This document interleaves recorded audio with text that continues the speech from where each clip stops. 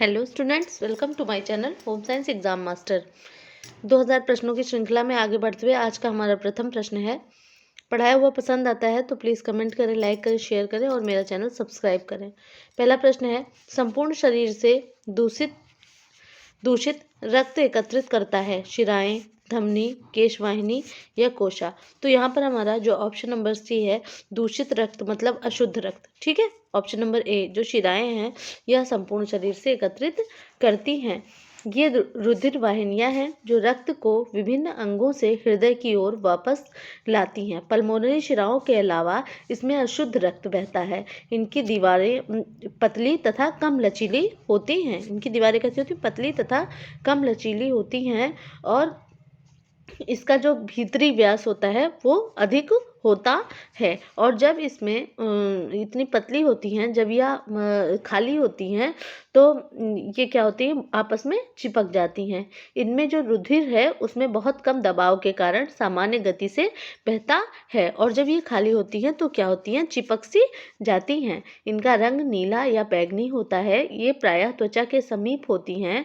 इनमें हर समय रुधिर का लगभग 75% अंश भरा रहता है।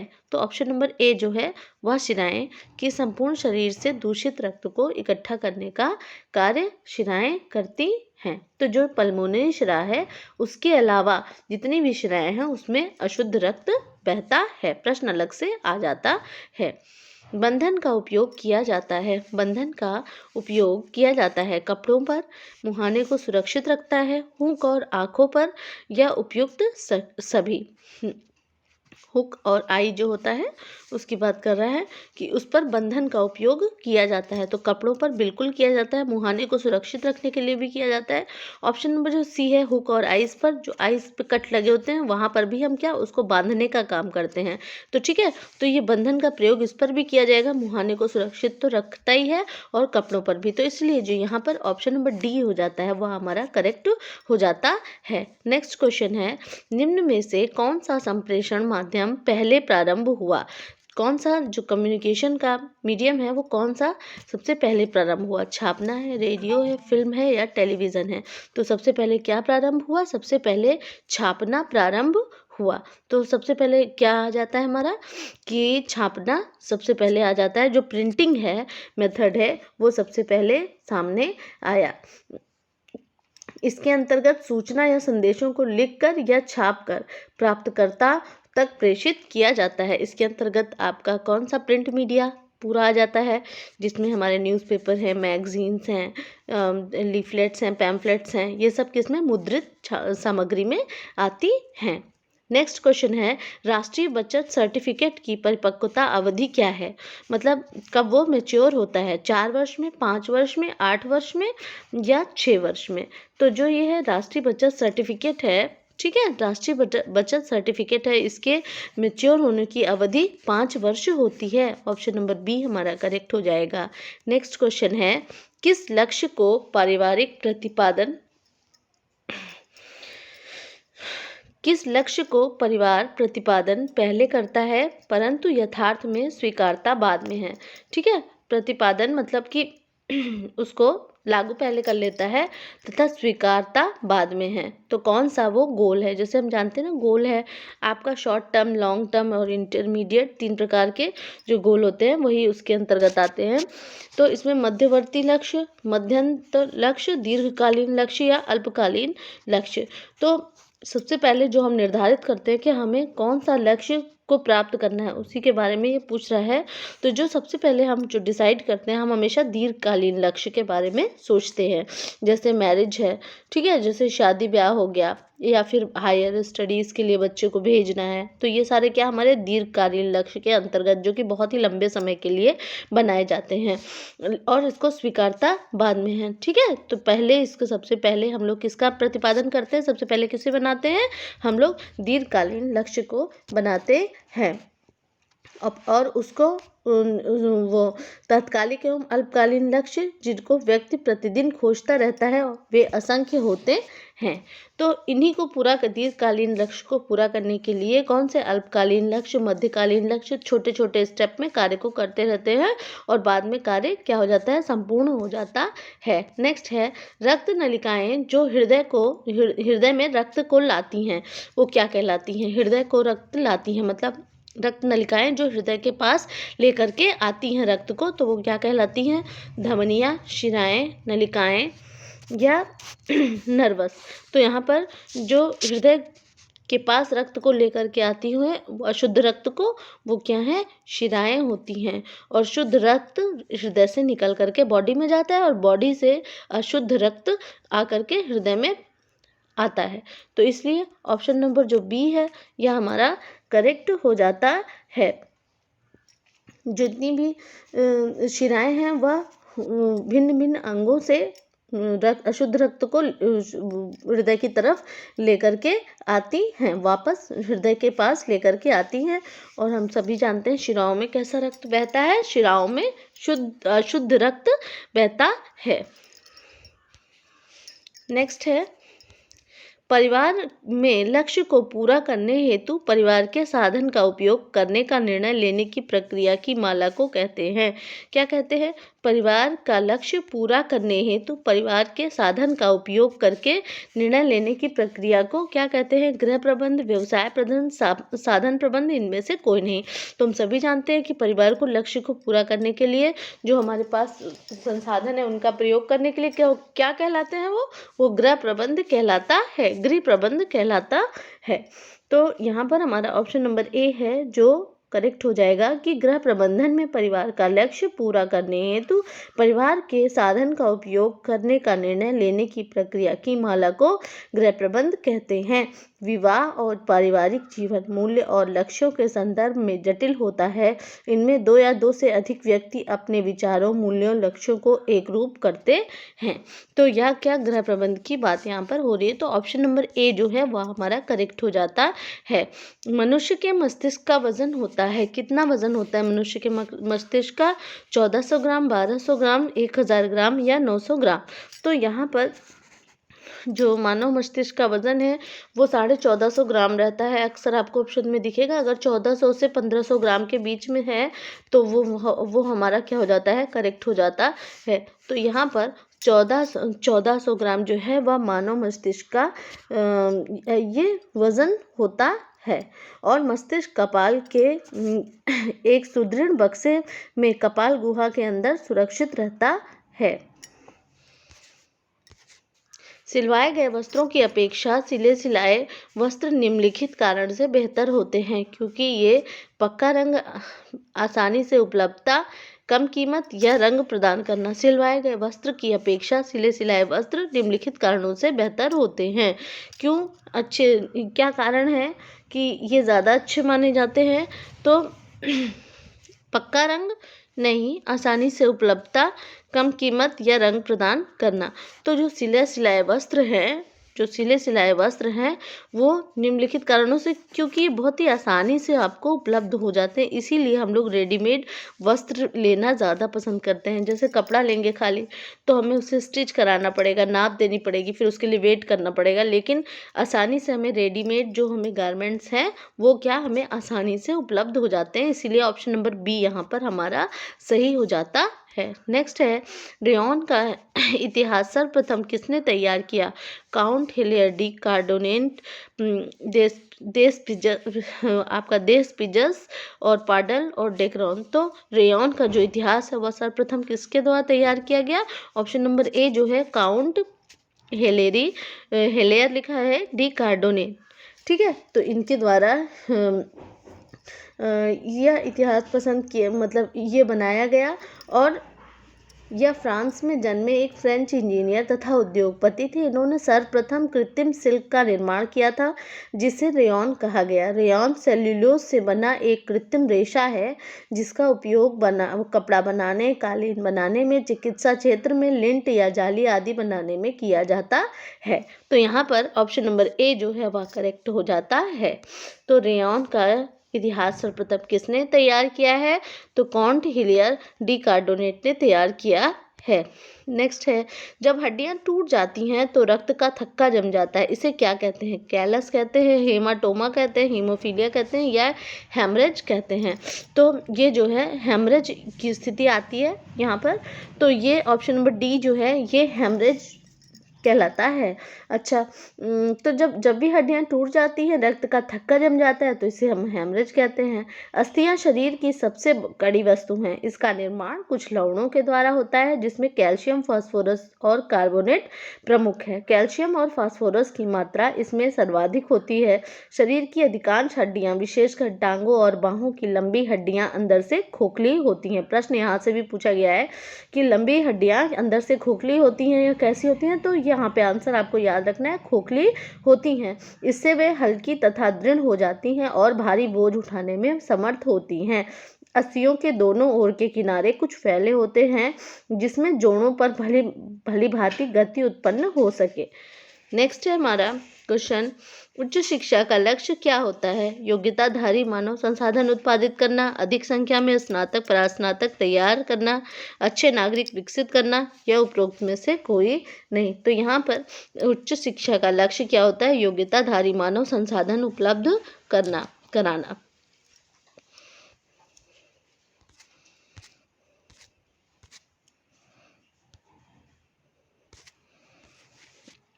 ये ऑप्शन नंबर ए, योग्यताधारी मानव संसाधन उत्पादित करना, ये क्या है? उच्च शिक्षा का लक्ष्य होता है। ऑप्शन नंबर ए जो है वह हमारा करेक्ट हो जाता है। घनी बस्तियों में पेड़ पौधे छाया देते हैं, वातावरण को शुद्ध करते हैं, पक्षियों को आश्रय देते हैं, जमीन का सारा पानी सोख लेते हैं। तो यहाँ पर वातावरण को शुद्ध करते हैं घनी बस्तियों में पेड़ पौधे। ऑप्शन नंबर बी है जो वह हमारा करेक्ट हो जाता है। घनी बस्तियों में पेड़ पौधों को लगाया जाता है क्या? शुद्ध करने के लिए लगाया जाता है, वायु को शुद्ध करने के लिए। पेड़ वायु प्रदूषण को रोकने में महत्वपूर्ण भूमिका निभाते हैं। हमारे वायुमंडल में उद्योगों तथा मानवीय कचरे एवं विभिन्न वाहनों से निकलने वाली जहरीली गैसों को पेड़ पौधे अवशोषित कर अपना भोजन बनाते हैं और ऑक्सीजन के रूप में हमें शुद्ध वायु प्रदान करते हैं। नेक्स्ट है हमारा, कोशिका का सबसे महत्वपूर्ण भाग होता है केंद्रक, कोशिका द्रव्य, कोशिका भित्ति या जीव द्रव्य? तो यहाँ पर करेक्ट आंसर हो जाता है केंद्रक। कोशिका का सबसे महत्वपूर्ण भाग क्या होता है? केंद्रक होता है। केंद्रक कोशिका के मध्य भाग में अथवा किनारे की ओर जो गोले जैसी रचना दृष्टिगोचर होती है वही केंद्रक है, और यह सभी कोशिकाओं में पाया जाता है। इसकी आकृति गोल होती है। ठीक है, इसकी आकृति कैसी होती है? गोल होती है, और अधिकांश कोशिकाओं में एक ही केंद्रक होते हैं, और यहीं से ये विभाजन जब होता है तो ये एक कोशिका विभाजन जब होता है तो ये एक केंद्रक दो में बदल जाता है। नेक्स्ट है हमारा, किसी खाद्य पदार्थ में एक से अधिक आवश्यक पोषक तत्वों को मिलाने की प्रक्रिया क्या कहलाती है? एक या एक से अधिक पोषक तत्वों को मिलाने के फोर्टिफिकेशन, अनुपूरण, संवर्धन या मिलावट? तो यहाँ पर करेक्ट हो जाता है सप्लीमेंटेशन। एक या एक से अधिक आवश्यक पोषक तत्वों को मिलाने की प्रक्रिया क्या कहला जाती है? सप्लीमेंटेशन कहलाती है। और या जैसे 6 माह का शिशु है, उसे लौह लवण की आवश्यकता नहीं होती क्योंकि उसके शरीर में पर्याप्त मात्रा में लौह उपस्थित होता है, परंतु उम्र बढ़ने के साथ साथ लौह लवण की कमी हो जाती है तथा अनुपूरक आहार देना आवश्यक हो जाता है। इसको सप्लीमेंटेशन कहते हैं। नेक्स्ट है हमारा, भारतीय संविधान के किस अनुच्छेद में 6 से 14 आयु वर्ग के बच्चों के लिए निःशुल्क अनिवार्य शिक्षा का अधिकार शामिल किया गया है? अनुच्छेद 26, 15, अनुच्छेद 45 या अनुच्छेद 21 है? तो इसको रटे रहिए, ये प्रश्न बार बार एग्जाम में पूछा जाता है कि जो आपका है अनुच्छेद 21A में 6 से 14 आयु वर्ग के बच्चों के लिए निःशुल्क व अनिवार्य शिक्षा अधिकार शामिल किया गया है। नेक्स्ट है हमारा, चिकनाई के धब्बे छुड़ाने के लिए प्रयुक्त विधि है? रासायनिक विधि, अवशोषक विधि, घोलक विधि, इनमें से कोई नहीं। चिकनाई के धब्बे छुड़ाने के लिए किस विधि का प्रयोग किया जाता है? तो वहाँ पर अवशोषक विधि का प्रयोग किया जाता है। जो अवशोषक विधि है मतलब उसको खींच लेना, अवशोषण कर लेना।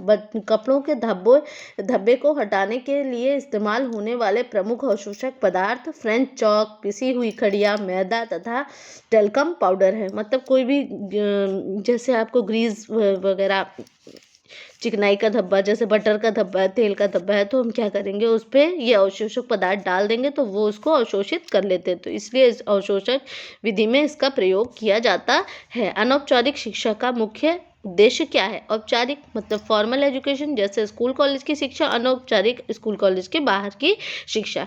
इसका मुख्य उद्देश्य क्या है? औपचारिक शिक्षा के क्षेत्र पूर्ति करना, जनता में शिक्षा का प्रसार करना, शिक्षा का बजट कम करना, विद्यालयों का एकाधिकार समाप्त करना। तो यहाँ पर जो है जनता में शिक्षा का प्रचार करने के लिए अनौपचारिक शिक्षा का प्रयोग किया जाता है। अनौपचारिक शिक्षा वहाँ पर काम करती है। जैसे जो लोगों को समय नहीं मिल पाता है वो क्या करते हैं, इस शिक्षा के माध्यम से अपनी डिग्री वगैरह को पूरा कर लेते हैं। दूरस्थ शिक्षा जो है, जो डिस्टेंस एजुकेशन की बात हम करते हैं, वो हमारी औपचारिक शिक्षा के अंतर्गत आती है और इसका मुख्य उद्देश्य जनता के बीच शिक्षा का प्रचार प्रसार करना होता है। अगला प्रश्न है, शिशु के कपड़े में यह गला आरामदायक होता है? कार्टर गला, गोल गला, बड़ा गला या चौकोर गला? तो शिशु के कपड़ों में कौन सा गला? हमेशा गोल गला ही आरामदायक होगा। उसमें बच्चों को आसानी से पहनाया या उतारा जा सकता है। ऑप्शन नंबर बी हमारा क्या होता है, करेक्ट हो जाता है। नेक्स्ट है, कपड़ा सिलने की कला सीखने के लिए उपयुक्त कपड़ा? रेशमी, मलमल, सूती या कृत्रिम? तो कपड़ा सिलने की कला के लिए जो कपड़े का प्रयोग किया जाता है, हमेशा सूती कपड़े का प्रयोग किया जाता है। यह कपड़ा सबसे ज़्यादा उपयुक्त होता है। सीखने के समय काफ़ी गलतियां होती हैं और अगर कोई सिल्क या इस तरह का कपड़ा ले लेंगे तो बार बार फिसलेगा, तो इसलिए सीखने में भी दिक्कत आएगी। तो सूती कपड़ा सबसे बेस्ट होता है। फेफड़े द्वारा बाहर फेंकी गई गैस कौन सी है? Oxygen, carbon dioxide, nitric acid या सल्फर डाइऑक्साइड? तो फेफड़े के द्वारा बाहर फेंकी गई गैस जो है वो कौन सी है? Carbon dioxide. O2 हम लेते हैं, CO2 बाहर निकालते हैं। ठीक है। और श्वसन एक जैव रासायनिक प्रक्रिया है। अगर प्रश्न पूछता है श्वसन कैसी प्रक्रिया है, तो यह एक जैव रासायनिक प्रक्रिया है। श्वसन के दौरान ग्लूकोज जैसे सरल कार्बोहाइड्रेट ऊर्जा को उत्पन्न करने हेतु सरल अणुओं में टूटते हैं। श्वसन दो प्रकार का होता है, जिसमें प्रथम वायवीय श्वसन तथा द्वितीय अवायवीय श्वसन होता है। श्वसन की प्रक्रिया का जो श्वसन की जो प्रक्रिया है उसमें क्या, सांस अंदर लेने की क्रिया और सांस को बाहर छोड़ने की क्रिया आती है। ऑस्टियोपोरोसिस शरीर के निम्न अंग को प्रभावित करता है? त्वचा को, अस्थि को, नेत्र को या गले को? तो जो ऑस्टियोपोरोसिस है वो त्वचा के जो है हमारा, वो किसको प्रभावित करता है?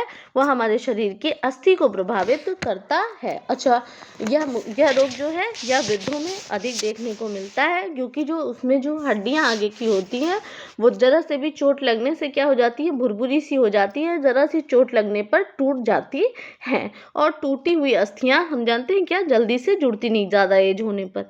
उसका अगर प्रमुख कारण पूछे कि कौन कौन से, एक तो इसका एक प्रमुख कारण हार्मोन की कमी होने पर, और दूसरा क्या है, आहार में विटामिन डी तथा कैल्शियम की कमी हो जाने से ऑस्टियोपोरोसिस नामक रोग हो जाता है। नेक्स्ट है, सांप द्वारा काटे हुए पीड़ित व्यक्ति की देखभाल करते समय किस बात से बचा जाना चाहिए? घाव को धोना, काटे हुए भाग को स्थिर रखना तथा दिल से नीचे रखना। करते समय किस बात से बचा जाना चाहिए, मतलब इस बात को नहीं करना चाहिए?